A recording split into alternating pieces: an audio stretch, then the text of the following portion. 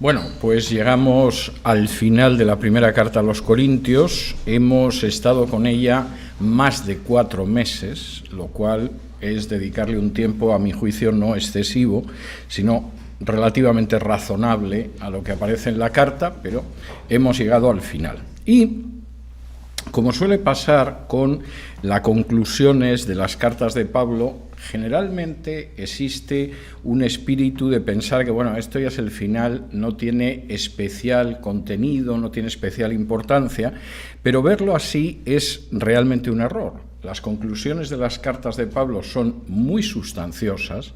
A veces a mí me dan la sensación de que si no son como el postre de toda la comida que ha sido la carta, por lo menos son el café, la copa y el puro, como sucede en España con las comidas buenas, y eso es lo que pasa generalmente con las conclusiones de las cartas de Pablo. Parece que Pablo se pierde ahí dando saludos y alguna instrucción circunstancial y no tiene importancia, y no, tiene mucha importancia y mucho contenido lo que dice. Hay 4 secciones en este último capítulo, en el capítulo 16 de la primera carta a los Corintios, y son 4 secciones que además tienen un contenido interesante. Primera sección, el dinero de la ofrenda, que serían los versículos del 1 al 3 y que dice lo siguiente. En cuanto a la ofrenda para los santos, haced vosotros también de la manera que ordené en las iglesias de Galacia. Cada primer día de la semana, cada uno de vosotros ponga aparte algo, según haya prosperado, guardándolo, para que cuando yo llegue no se recojan entonces ofrendas.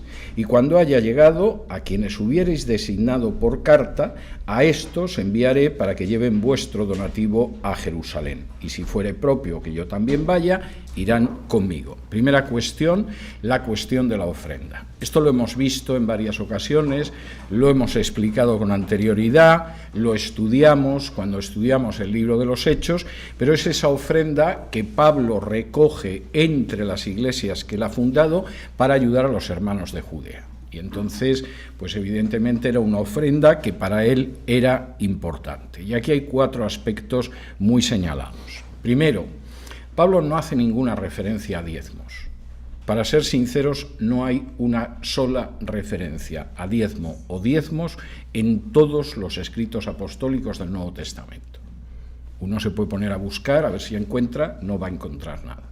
La forma en que funcionaba esa iglesia del Nuevo Testamento era a través de ofrendas.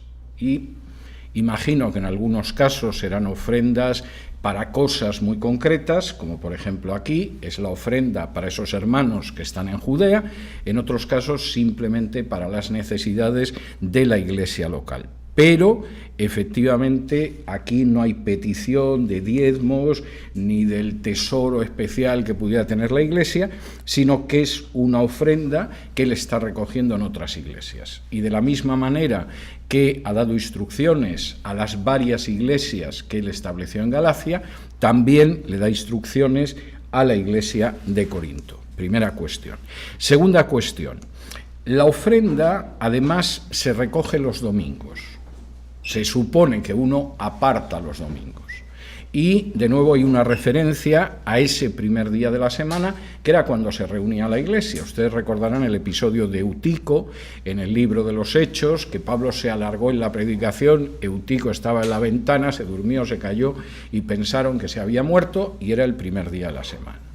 ¿Por qué el primer día de la semana? Por 2 razones fundamentales, una teológica y otra práctica. La razón teológica, que Jesús resucitó en domingo, y por lo tanto tenía mucha lógica reunirse en domingo, que era el día de la resurrección.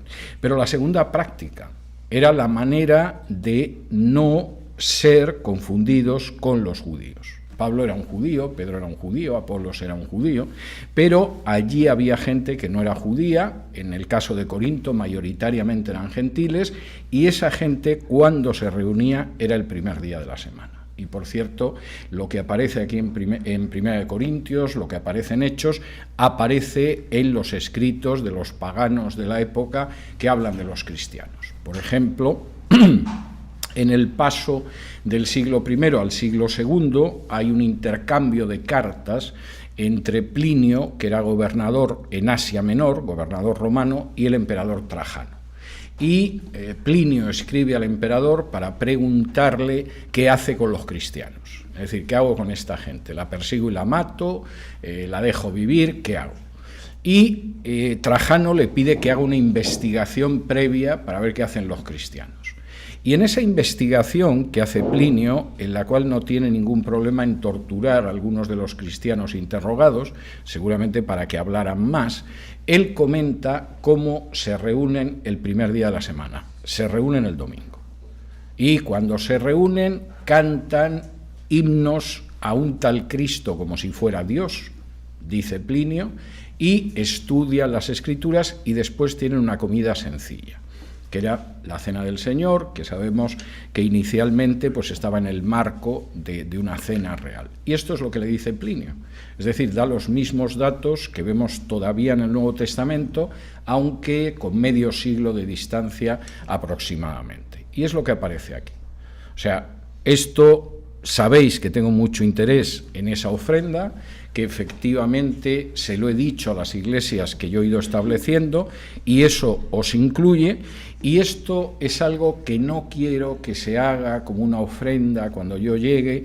No, vosotros el primer día de la semana apartáis algo y ya cuando llegue alguien o llegue yo, se le hace entrega de esta ofrenda. Pero ni mucho menos es una ofrenda que se va a producir en ese momento, excitando lo más posible a la gente y manipulándola lo más posible a ver si dan mucho más. No, esto es algo que se hace de manera pensada, razonada, responsable, cada uno, según el Señor le haya prosperado, pues que aparte un poco, y eso es lo que tiene que hacer. Y es muy interesante lo de según cada uno le haya prosperado.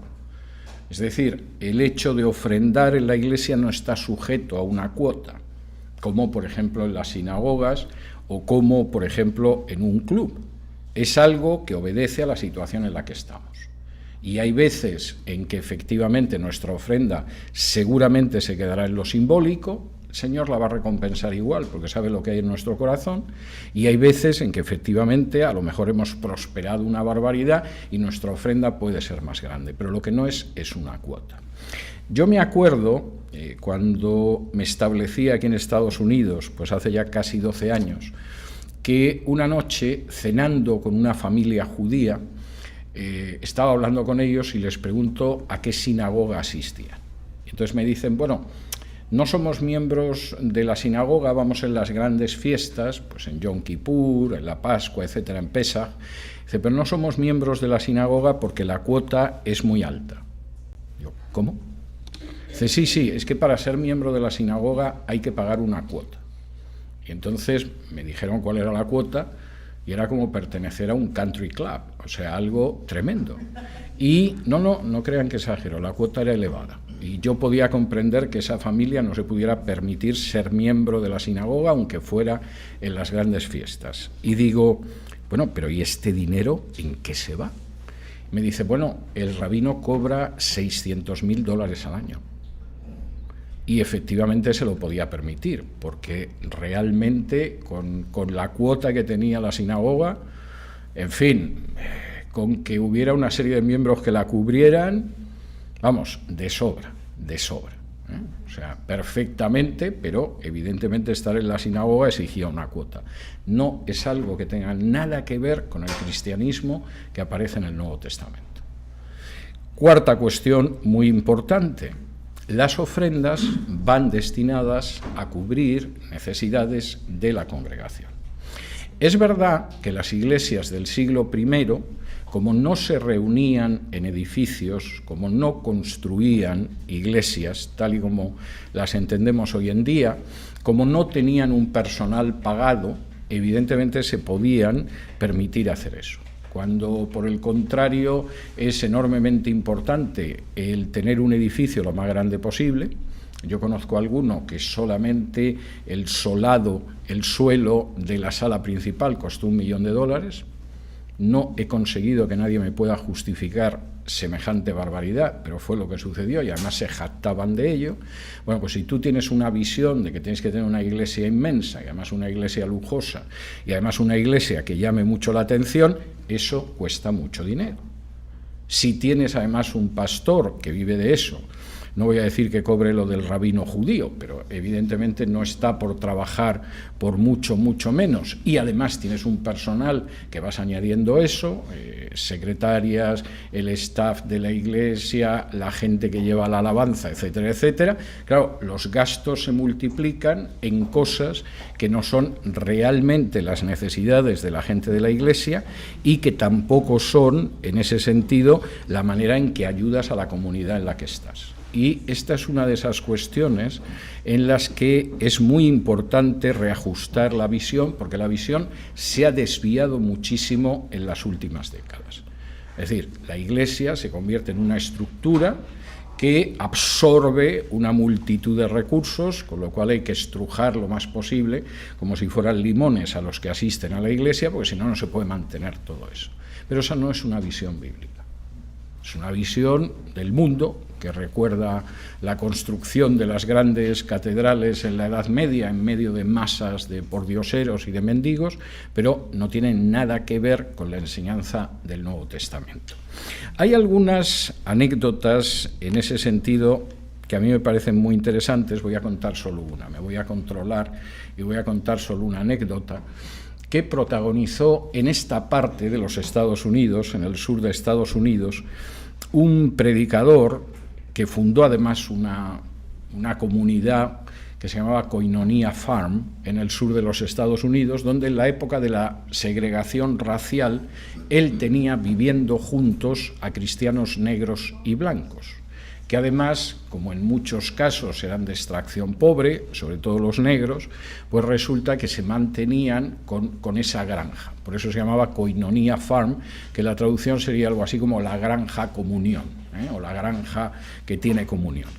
Y Clarence Jordan, que alguno lo hubiera visto, yo he visto fotos de él, y hubiera parecido un redneck del sur de Estados Unidos, un simple campesino, era un tipo que se había graduado en la universidad y su especialidad era el griego, y conocía magníficamente el griego del Nuevo Testamento. Yo he visto sus traducciones y he leído sus comentarios a porciones de las Escrituras, y es una de esas personas que lo lees y dices, este sabe de lo que habla.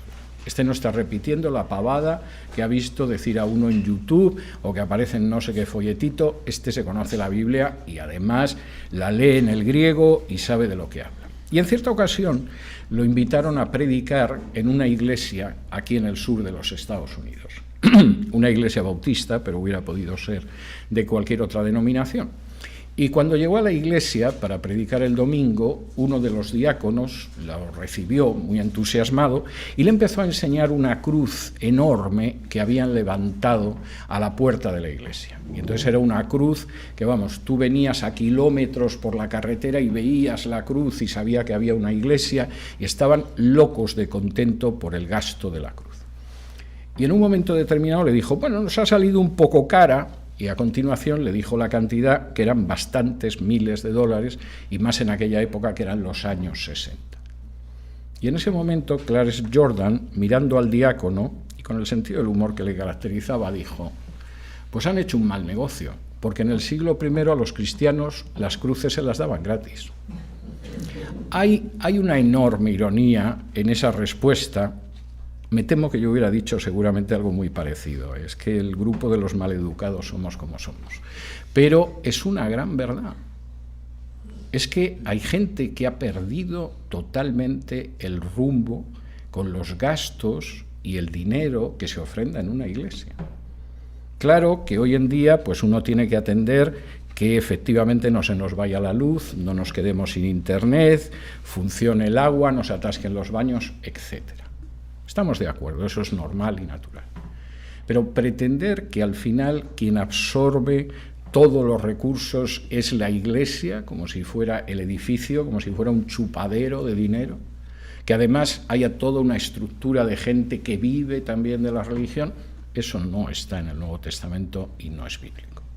Y cuando uno ve en el Nuevo Testamento cómo se realizan ofrendas según cada cual ha prosperado uno, y además con corazón alegre, siempre están dirigidas al bien de los demás. ¿A quién se dirigen? Bueno, a veces hay que ayudar a un misionero que está en un país donde no se puede ganar la vida y hay ofrendas de las iglesias. Hay ejemplos en el Nuevo Testamento. En otras ocasiones son hermanos, aunque quizá no sean de la propia congregación, a los que se ayuda porque están en necesidad, como esta ofrenda que aparece aquí.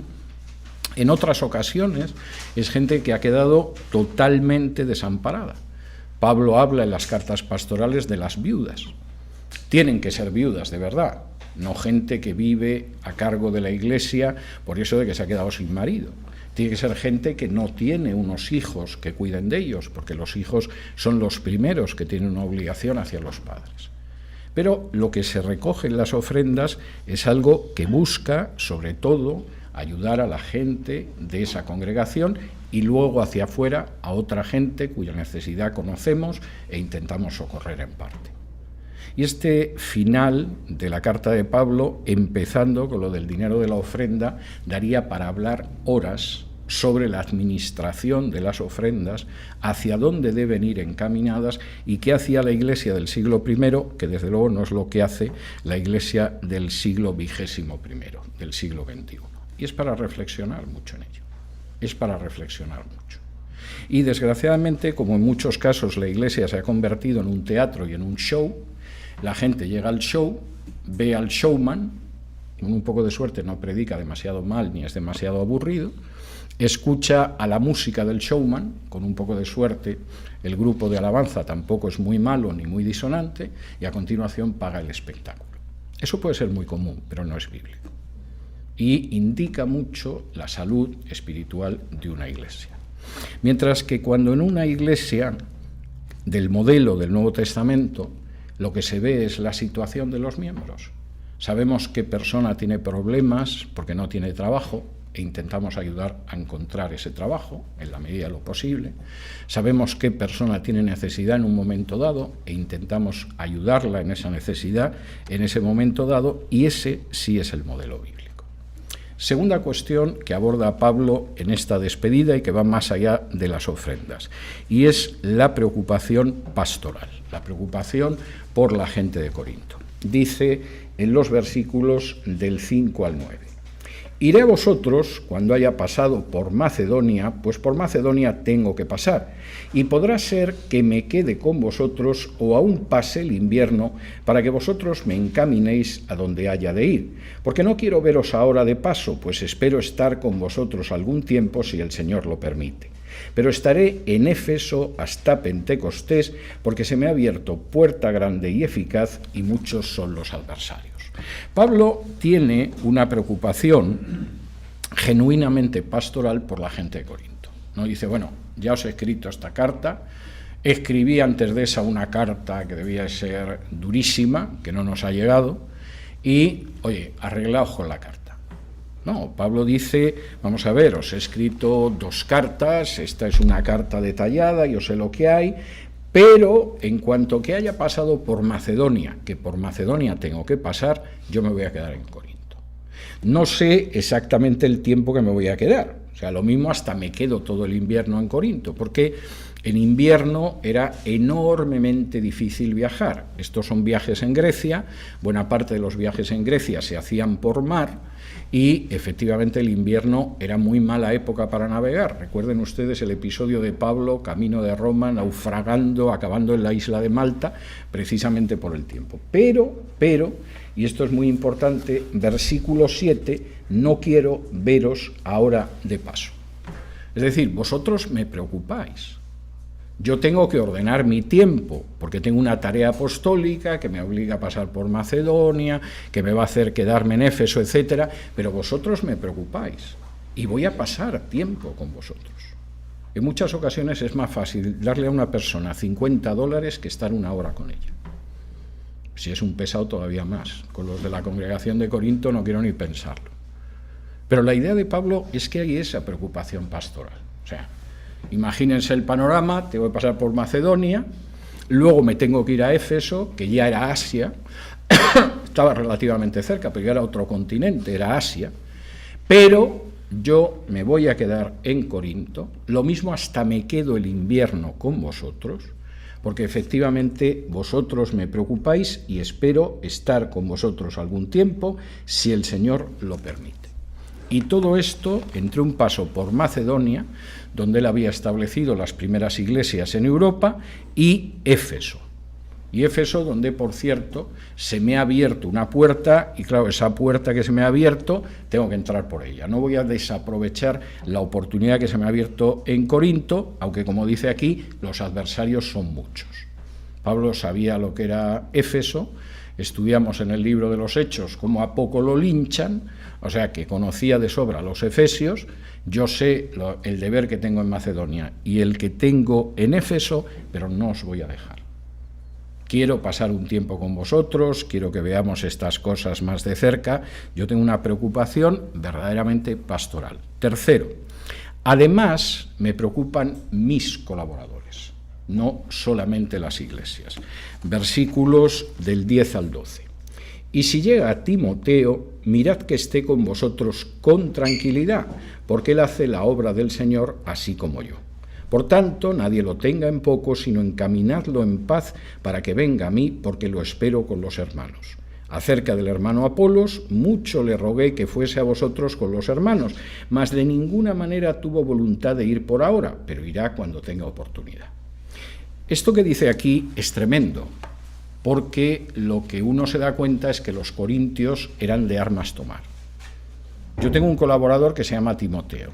Bueno, cuando Timoteo vaya, os agradecería que no le hicierais la vida imposible, que esté con tranquilidad.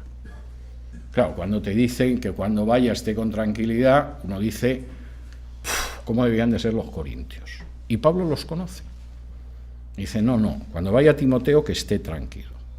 A ver si ahora, cuando llegue el pobre, van a decir, este no es Pablo, este no es Apolos, este no es Pedro, en fin, del equipo de Pablo, pero vamos, el que debe llevar los cafés. No.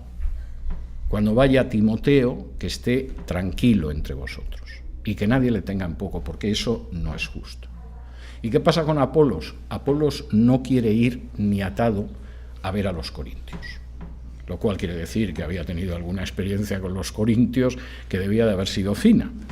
Ese versículo 12 donde dice, acerca del hermano Apolo, mucho le rogué que fuese a vosotros con los hermanos, mas de ninguna manera tuvo voluntad de ir por ahora.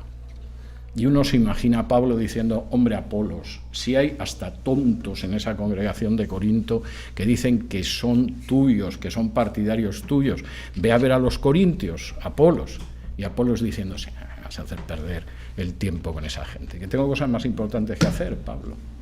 Y Pablo volviendo a insistir, hombre Apolos, si hasta están divididos y unos dicen que son de Pablo y otros de Pedro y otros que son de Apolos, razón de más para no ir, no voy a perder el tiempo con esa gente para que se me dividan todavía más, no tengo la menor intención de aparecer por ahí.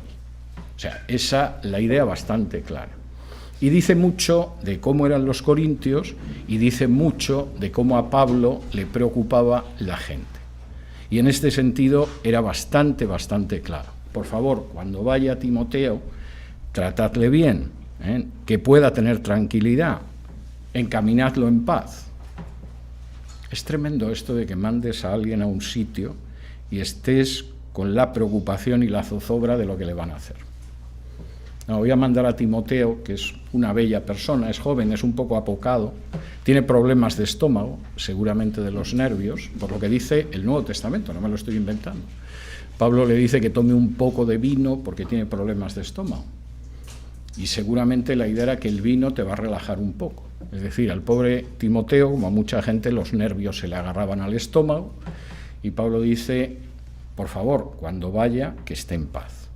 No me le hagáis la vida imposible, que es algo para lo que funcionáis muy bien. Y a Apolo le he pedido de verdad muchas veces que vaya, pero es que no tiene la menor intención. Pensad un poco por qué será.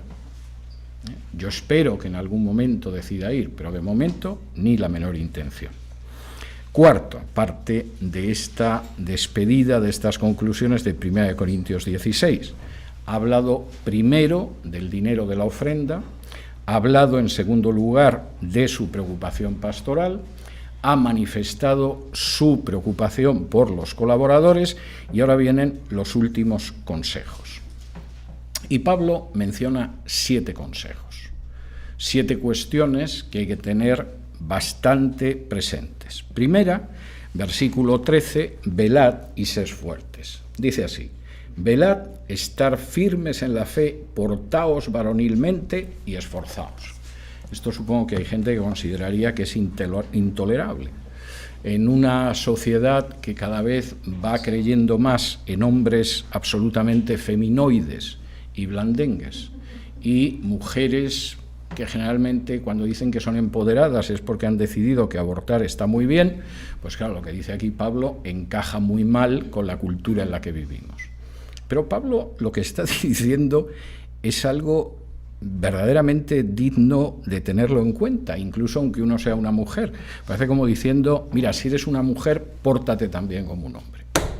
Es decir, vamos a dejarnos de tonterías y de pavadas. Primero, velad. Tenéis que velar, tenéis que estar firmes, tenéis que portaos como un hombre, tenéis que esforzaos. Nosotros vivimos, desgraciadamente, en un tiempo donde en muchas ocasiones desde el púlpito se predican blandenguerías para mantener contenta a la gente. Como quien está en el púlpito depende del dinero que le da la gente que está por ahí abajo, pues es igual que un humorista o un cantante, procura agradar al máximo de gente. Y esa es la realidad, y por lo tanto vamos bajando el nivel, vamos diluyendo la enseñanza, de tal manera que venga cada vez más gente, ¿no? Se van contentos, se van estimulados. En su vida no ha cambiado nada, es posible que hasta ni se hayan convertido en su momento, pero bueno, eso se llena, y como todos los negocios, cuantos más clientes hay, mejor para el dueño del negocio, pero no es lo que hay en la idea de Pablo. Vosotros, en primer lugar, tenéis que velar, que estar firmes, que portaos como hombres y que esforzaos. Primera cuestión. Esta vida es una vida dura. Y en esta vida no puede uno de pronto decir, como si fuera un niño de 2 años, mamá, me he hecho pupa. No espiritualmente. Y lo primero que tenéis que tener en cuenta, queridos corintios, que sois de cuidado. A la hora de hacerle la vida imposible a Timoteo parece que os las pintáis muy bien, pero luego a la hora de enfrentaros con ciertos desafíos no sois tan eficaces. Tenéis que velar, que estar firmes en la fe, que portaos varonilmente y que esforzaos. Segundo, las cosas hacedlas con amor. Versículo 14, todas vuestras cosas sean hechas con amor. En el capítulo 13 de 1 Corintios, Pablo dedicaba todo un himno al amor que se coloca justo en el centro de la sección, donde habla de los dones espirituales y de la reunión de la Cena del Señor. Y no es porque de pronto Pablo ahí le da la inspiración y dice, me va a quedar aquí de maravilla un himno hacia el amor, sino porque está diciendo algo real. Una iglesia se puede desviar en la idea de los dones, sobre todo si son espectaculares, y apartarse de lo que Pablo llama el camino excelente, que es el camino del amor. Haced todo con amor. Porque hay cosas que verdaderamente no deberíais hacer y hay otras que hacéis, pero lo que hay es el afán por destacar, el afán a veces por equilibrar los desequilibrios psicológicos, etcétera, etcétera. Y lamentablemente hay mucha gente, y lo digo con profunda pena, que está en el ministerio para compensar sus complejos. Y entonces se supone que estar ahí arriba y ser un déspota compensa el complejo de inferioridad del que viene, o porque no ha tenido una educación formal, o porque viene de una familia humilde, etcétera. Nada de eso tiene importancia. Los seguidores de Jesús, quizá con la excepción de Mateo y de Judas, pues era gente a veces de un buen pasar, como Pedro y su hermano, pero en general no era gente que perteneciera al top 10 de la sociedad de la época. Y eso no tiene importancia. El Señor los dones los da independientemente de dónde vengas y de quiénes sean tus antepasados. Pero hay gente que desgraciadamente eso no lo ve. Y entonces el ministerio muchas veces es el intento de compensar lo descompensado que hay en mí. No, que no sea así. Haced las cosas no para luciros, haced las cosas no para llamar la atención, haced las cosas no para que la gente os admire o se quede embelesada, haced las cosas con amor. Tercero, y esto todavía más en esa línea, reconoced a aquellos que se merecen que los reconozcan. versículos del 15 al 18. Hermanos, ya sabéis que la familia de Estéfanas es las primicias de Acaya y que ellos se han dedicado al servicio de los santos. Os ruego que os sujetéis a personas como ellos y a todos los que ayudan y trabajan. Me regocijo con la venida de Estéfanas, de Fortunato y de Acaico, pues ellos han suplido vuestra ausencia, porque confortaron mi espíritu y el vuestro. Reconoced, pues, a tales personas. Vivimos en una época en que el tipo de medios de comunicación que tenemos, que no existían en la época de Pablo, de manera muy fácil desvían el reconocimiento hacia la gente que de alguna manera es una especie de rock star en el mundo religioso. Y de hecho, si se molestan ustedes en ver algunos de los personajes que son más conocidos en el ámbito religioso, utilizan una serie de sistemas de manipulación de masas, como cualquier político, cualquier cantante de rock, etcétera, etcétera. No crean que utilizan algo distinto ni que es espiritual. Y Pablo dice, la gente a la que tenéis que reconocer no es precisamente ese tipo de gente. Tenéis que reconocer a gente como Estéfanas. ¿Qué pasa con este Estéfanas? Bueno, pues la familia de Estéfanas fueron los primeros que se convirtieron en Acaya. Podían haber sido los terceros o los quintos, pero fueron de los primeros que se convirtieron, esa familia.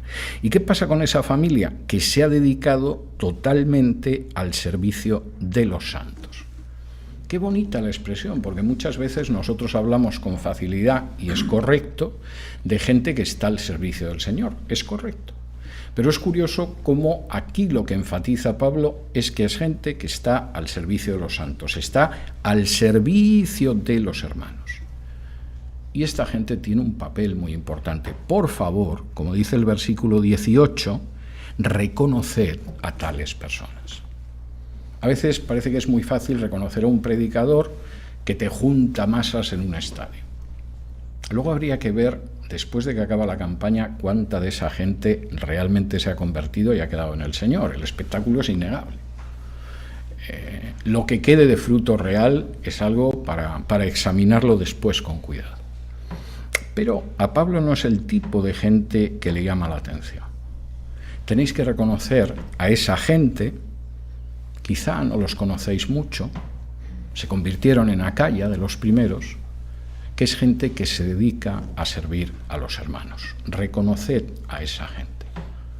No se trata de reconocer a alguien que sea más popular, que aparezca en la televisión, que lo entrevisten en programas de máxima audiencia o cualquier otro tipo de cosas. Reconoced a aquellos que están al servicio de los hermanos. Esa es la clave del reconocimiento. Es una persona que sirve a los hermanos en lo que sea. Evangelizando, sirviendo, presidiendo, enseñando, en lo que sea. Reconoced a aquellos que sirven a los hermanos. Y los que no sirven a los hermanos y se sirven de ellos, también reconocedlos, pero en otro sentido. No en el sentido de estima, sino en el sentido de cuidado con estos que son un peligro. Cuarto, muy importante, mantened la comunión con aquellas iglesias que son extranjeras. Las iglesias de Asia os saludan, versículo 19, Aquila y Priscila, con la iglesia que está en su casa, os saludan mucho en el Señor. Mantened una comunicación también con la gente de ese continente que está al lado, que es Asia. Y uno diría, ¿y para qué? O sea, nosotros somos imperio romano, y además descendientes de los griegos, que son el top de la intelectualidad del mundo antiguo. No.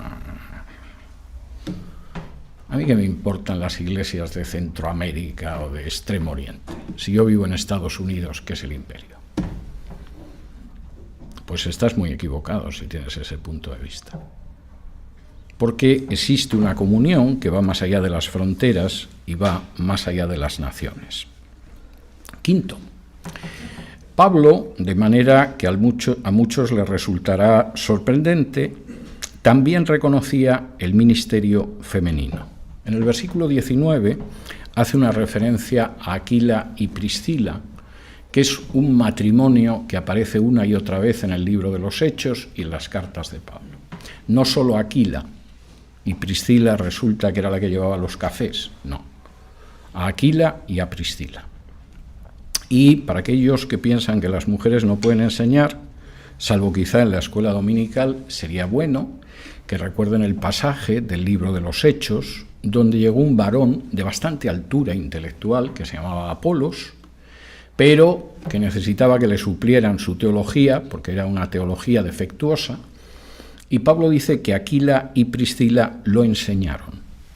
No dice que Aquila empezó a enseñar a Apolos y Priscila traía el café mientras Aquila lo enseñaba, sino que dice que Aquila y Priscila lo enseñaron. Y curiosamente, en el capítulo final de la carta a los romanos, Pablo coloca primero a Priscila que a Aquila. Seguramente eran equivalentes. Si mencionas dos nombres, pues tienes que mencionar uno antes y otro después, pero Pablo no tenía ningún problema. A veces dice Aquila y Priscila y otras veces Priscila y Aquila.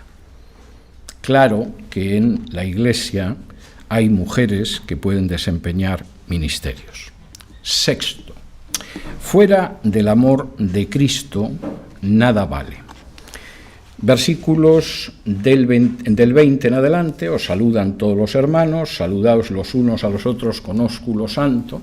Ósculo es beso, no sé por qué no pudieron poner beso, y la gente que no conozca muy bien el castellano se vuelve loca pensando qué será esto del ósculo. Bueno, pues es un beso. Se ve que a los que revisaron la Reina Valera en el 60, la palabra beso le parecía que en un ambiente eclesial era poco reverente y decidieron poner ósculo para que no se entere nadie de lo que está diciendo aquí Pablo. Y continúa, yo Pablo os escribo esta salutación de mi propia mano. Seguramente Pablo, que tenía un problema de la vista, no podía escribir y dictaba. En algunas de las cartas, por ejemplo en Romanos, al final dice, yo, Tercio, que he escrito esta carta, os saludo. O sea, Pablo dictó Romanos a Tercio, que tenía mejor vista, y él parece ser que firmaba al final con letras grandes. Lo dice en alguna de sus cartas, no veía bien, entonces pondría Paulos, que eso lo podía ver, y la gente sabía que era una carta suya, pues llevaba la firma de Pablo, no era una carta falsa, ni mucho menos. Y después de decir esto, él dice, sexto, el que no amare al Señor Jesucristo sea anatema. Fuera del amor de Cristo, nada tiene sentido. Si realmente estamos reunidos aquí y no nos une el amor de Cristo, les adelanto que hace un día espléndido fuera para ir a pasear, tomar el sol, jugar al tenis, incluso bañarse. Pero Pablo dice, fuera del amor de Cristo realmente nada vale, y el que no ame al Señor Jesucristo, pues está fuera de juego. Y séptimo, dice algo en lo que él insiste continuamente, el Señor viene, y habría que traducir, el Señor está viniendo. Y esta es una realidad a lo largo de la historia, lo mismo hace 20 siglos que ahora. El Señor está viniendo, no sabemos cuándo llegará, pero está viniendo. Y acaba la carta de una manera muy hermosa, deseando que mi amor en Cristo Jesús esté con todos vosotros, y previamente, en el versículo anterior, que la gracia del Señor Jesucristo esté con vosotros. La gracia del Señor es algo que deseo y mi amor es algo con lo que podéis contar. Y acaba la carta. Pero antes de entrar en las preguntas, quisiera mencionar algo que es importante porque ya hemos llegado al final de la carta. La primera carta a los Corintios es la segunda carta más larga de Pablo. La más larga la vamos a estudiar, seguramente ya será el año que viene, y avanzado el año que viene, que es Romanos, pero la segunda carta más larga es Primera de Corintios, y es una carta dirigida a una iglesia en la que da una serie de notas de cómo debe ser una iglesia. Yo diría que hay 8 notas, y les voy a pedir que lo tengan muy en cuenta. La primera nota que caracteriza a una congregación, a una iglesia en el Nuevo Testamento, es que su cabeza es Cristo. Es una congregación cristocéntrica y no antropocéntrica. Está centrada en Cristo y no en el hombre. Lamentablemente, en las últimas décadas, muchas iglesias han ido de ser cristocéntricas a antropocéntricas. El mensaje que se predica no es un mensaje centrado en Cristo, es un mensaje centrado en los hombres. Tienes que venir a esta iglesia, porque si vienes a esta iglesia, no te vas a enfermar jamás. Si vienes a esta iglesia, nunca tendrás problemas económicos. Si vienes a esta iglesia, no vas a saber lo que es tener ningún tipo de problema en la familia. Esta es una iglesia centrada en nosotros, los seres humanos. La iglesia que uno ve en 1 Corintios es una iglesia centrada en Cristo, porque Cristo es la cabeza de esa iglesia universal. Y eso es enormemente importante, porque vivimos en una época de iglesias total y heréticamente antropocéntricas, centradas en el hombre. Dios vale como el cajero automático de mis deseos y caprichos, no para ser el centro de mi vida. Segundo, es una iglesia que se basa en la enseñanza bíblica. Pablo está continuamente citando la Biblia desde el primer capítulo hasta el último. La base de su enseñanza es la Escritura. E incluso en el capítulo 15, cuando él tiene que recordar la doctrina de la resurrección, no dice, bueno, yo que soy un gran teólogo, esto lo he visto de esta manera y esto os lo cuento. Sino que dice, yo os he predicado lo que yo recibí. Que Jesús murió de acuerdo a las Escrituras, que fue sepultado de acuerdo a las Escrituras y que se levantó de entre los muertos de acuerdo a las Escrituras. Es verdad que esas Escrituras quedan corroboradas por centenares de personas que vieron a Cristo resucitado, pero la base de una iglesia son las Escrituras. Y una iglesia no puede funcionar bien si su base, en vez de ser la Biblia, es algún versículo que se toma por ahí de la Biblia y que se esparce como el que tira incienso. Es la base de las Escrituras y por eso es tan importante que una iglesia estudie todos los libros de la Biblia, capítulo por capítulo y versículo por versículo, y no que repita los bosquejos que alguien hizo en algún momento y que son más o menos acertados. Tercero, una iglesia neotestamentaria imparte disciplina. Y eso es algo muy importante. Jesús utilizó solamente 2 veces la palabra iglesia, en los evangelios al menos. Y de esas 2 veces, las 2 veces tiene que ver con el hecho de la disciplina. Una disciplina que pretende restaurar a aquella persona que ha pecado gravemente, que pretende que unos a otros nos podamos corregir de manera fraternal, pero que hay que impartir. Todo el capítulo 5 de esta carta está dedicado a la disciplina. Cuarto, una iglesia en el Nuevo Testamento no se basa en una jerarquía, sino que se basa en los dones del Espíritu Santo. No es una iglesia en la que de pronto en la cumbre está el pastor y luego está por abajo una serie de personas, a lo mejor hay algún cuerpo intermedio de diáconos o algo así, y, por supuesto, funciona porque hay una jerarquía. No es como la jerarquía papal, porque no damos para tanto, pero es una jerarquía. No, lo que uno ve en 1 Corintios es que la Iglesia se basa en los dones del Espíritu Santo. Que la gente colabora dentro de la Iglesia según sus dones y que esos dones los reconocemos. De pronto hay una persona a la que vemos un don, por ejemplo, de evangelizar. Y una persona a la que vemos un don de enseñar, y una persona a la que vemos un don de servicio, y una persona a la que vemos un don de presidir, y una persona que tiene un don de enseñanza. Y reconocemos esos dones y la Iglesia funciona de acuerdo al reconocimiento de esos dones porque la gente dentro de la Iglesia no está encorsetada ni enjaulada en una jerarquía, sino que deja que el Espíritu Santo actúe a través de los dones. Y eso, lamentablemente, es algo que también está muy perdido. Quinto, es una iglesia que busca vivir en el amor como un camino más excelente, como dice Pablo en 1 Corintios 12 y 13. El camino más excelente no es la cantidad de gente que viene a esa iglesia, no es el edificio de la iglesia. No es que conozcan a determinadas personas de la iglesia fuera. El camino más excelente es el amor. Y esto es tremendamente importante.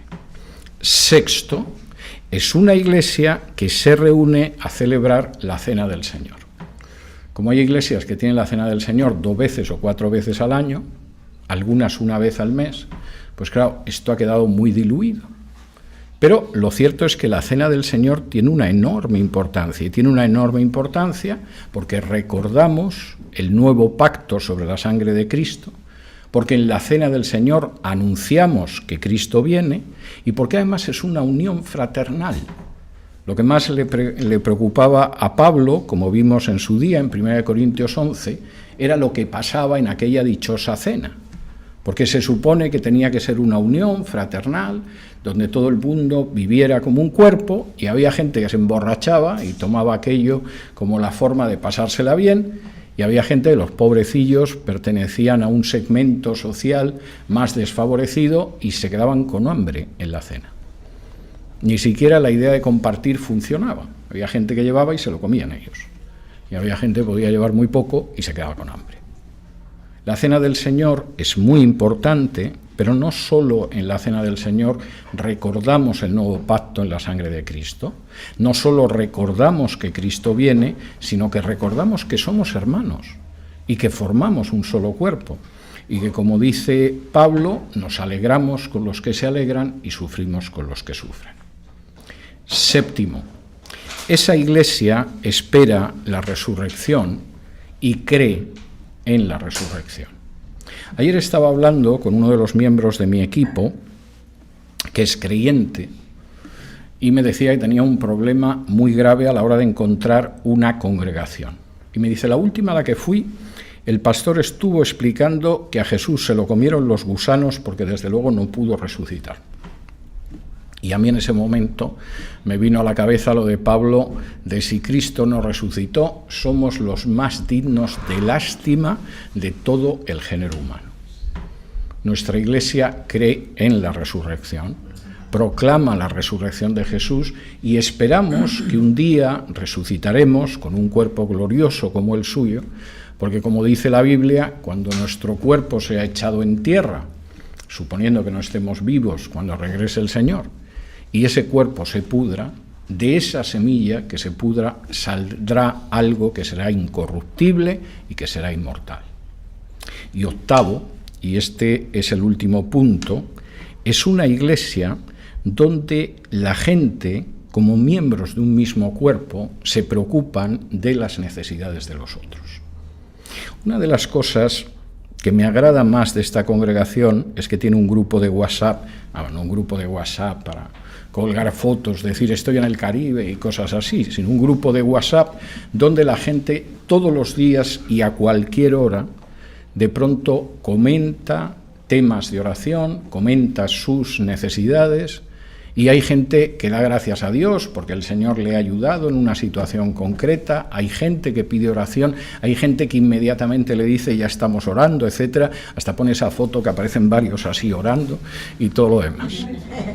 Es algo realmente muy bueno el hecho de que efectivamente sea una congregación que se preocupa por las necesidades de todos, que nos afectan a cualquiera de nosotros.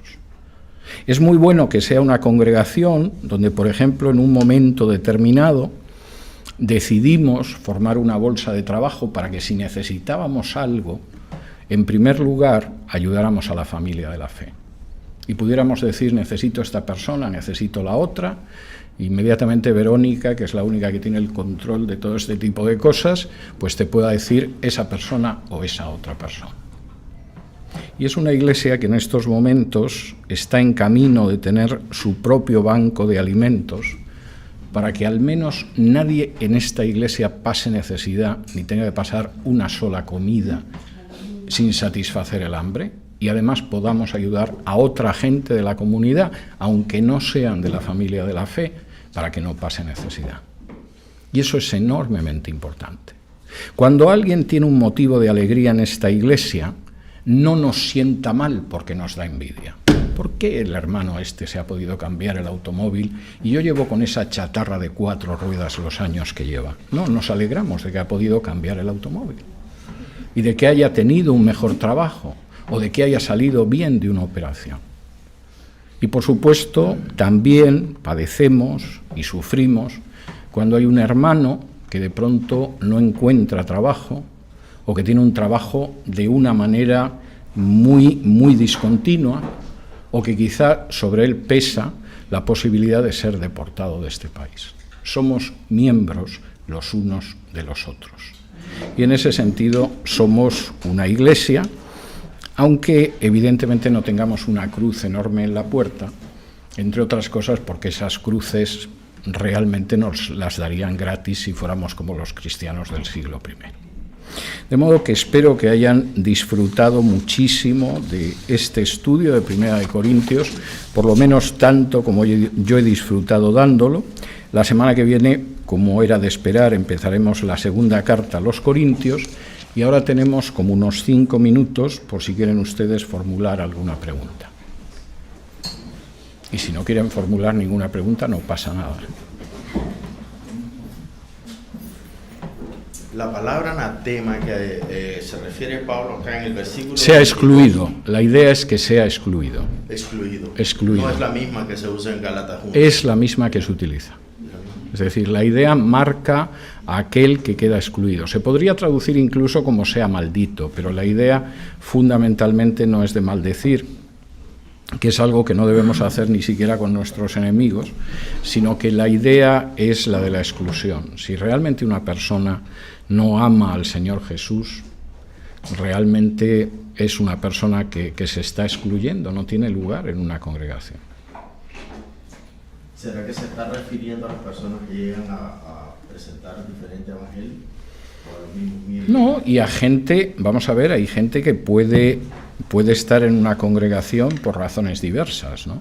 Me parece que puedo hacer negocios, seguramente no sería el caso de esta congregación, pero sí el de otras congregaciones. A lo mejor encuentro novio, en fin, hay distintas ideas, no necesariamente tienen que ser incompatibles, pero hay gente que en un momento determinado se acerca a otros grupos porque piensa que va a sacar un beneficio que es puramente material. No está movido por el amor de Cristo ni por el amor hacia los hermanos. Bueno, prepárense porque hoy tengo que predicar sobre Marcos 13. Y si alguien piensa que voy a hablar de Putin, Netanyahu o las lunas de sangre, más vale que se vaya a su casa y aproveche el día tan bueno que hace, porque me voy a limitar a enseñar lo que dice Marcos, no el caldo de coco que se les ocurre a algunos decir que dice Marcos. Muchas gracias, nos vemos arriba en media hora.